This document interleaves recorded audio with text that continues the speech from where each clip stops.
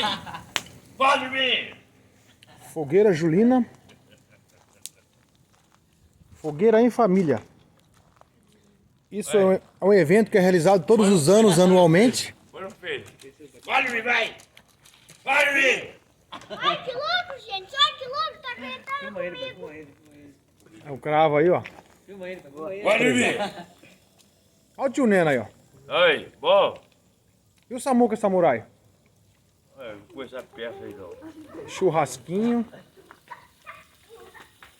Esposa churrasqueira. Isso é uma benção de Deus.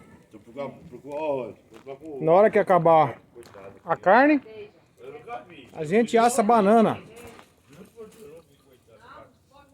E o caixa é grande, hein, gente? Eu não vi. Não tem que ver. Só não filmei eu ainda, né? Falta eu. Vai dormir, tá com sono? Vai dormir, deita no sofá. Mas eu tô suja. Você vai tomar banho, vou te dar banho, peraí. Não vai dormir agora, você vai ficar com nós até acabar o fogo. Vou tomar banho Mas logo. eu não quero, eu tô com frio. Mas fica pertinho do fogo, Você ué. quer? Quer tomar banho no tanque? Ei! Tá caro você. Para, não pode.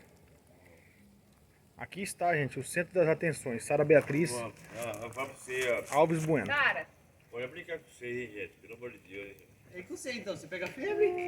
Quer pegar febre? cara, Só que você pegou febre. Pegou cabelinho. Filma ele. Baixaram que aqui é você, Matheus. Dois. Lógico que é. Olha o cravo tá no escuro aí, ó. Ia. não na fogueira. Quem é mais chato, Neno? É o Matheus. Tira o boné pra falar comigo. Você falou pra É o Matheus, mais chato. Rapaz, o homem sabe ser feio. Põe o boné de volta. Ai, dá, amor. É o dos homens. Tô brincando, Sara.